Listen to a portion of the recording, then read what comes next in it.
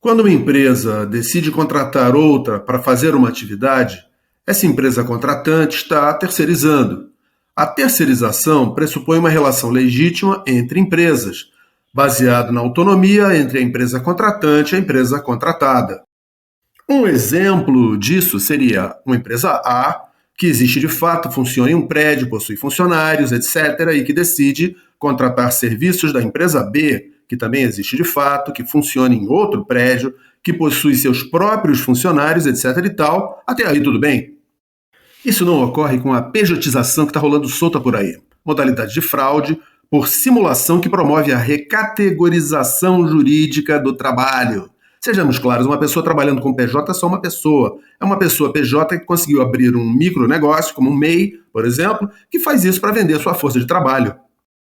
Todo mundo sabe disso, a empresa que contrata também sabe disso. Ela contrata a pessoa como PJ para não pagar as obrigações existentes em um contrato CLT, os encargos trabalhistas. Daí a ideia de fraude.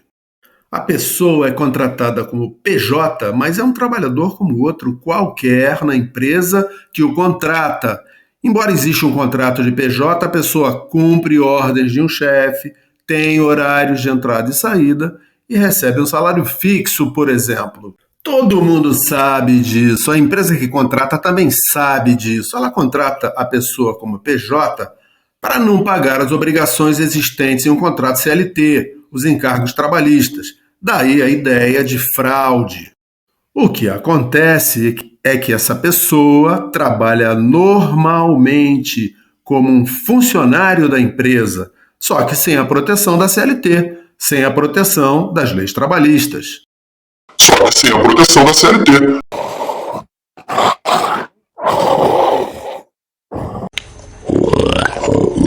Só que sem a proteção da CLT. Está sendo apreciado no STF, Supremo Tribunal Federal, o tema 1389, que trata da pejotização. O STF suspendeu em abril de 2025 a tramitação de todos os processos judiciais que discutem a fraude por pejotização no país. Quando essa suspensão ocorreu, eram mais de 200 mil processos correndo na Justiça do Trabalho. Até a postagem desse vídeo, o tema 1389 não tem uma data definida para ser concluído, mas uma audiência pública foi realizada em 6 de outubro de 2025.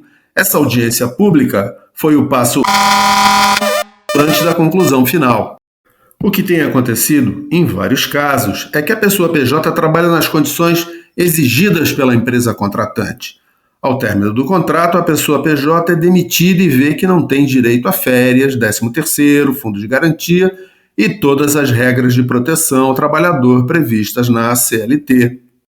O contrato era PJ, mas a pessoa trabalhava como um funcionário regular da empresa contratante. A contratação como PJ dessa pessoa funcionava apenas para fraudar as leis trabalhistas. Isso dá motivo para uma ação na Justiça do Trabalho. E o que as empresas querem como resultado do tema 1389 no STF? Elas desejam que a contratação de uma pessoa como PJ não configure fraude trabalhista, mesmo sendo uma claríssima fraude.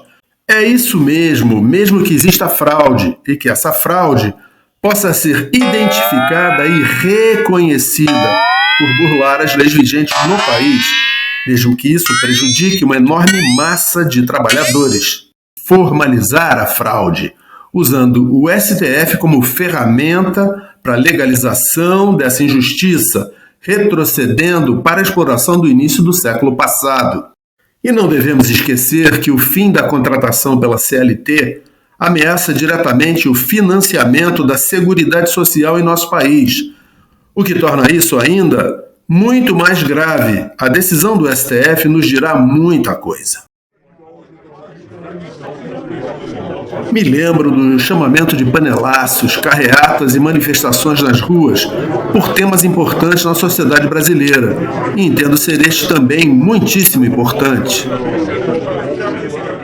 Mas, seu Trica, você já é um aposentado, esse problema não é mais seu. Mas eu me solidarizo com as pessoas que trabalham. Eu não desejo mal para elas. Agora pensa, que tipo de relação de trabalho abusiva restará para os nossos filhos e netos? Será que vamos simplesmente deixar acontecer a decisão sem pelo menos demonstrar para a sociedade que nos importamos, sem mostrar que não queremos perder a proteção das leis trabalhistas? É o mínimo isso aí. Se isso acontecer, seria de fato voltar para trás. E acho que já deu para entender. Fiquem bem. E aí, gostou do vídeo? Deixa seu like, compartilhe com um amigo. A gente se vê.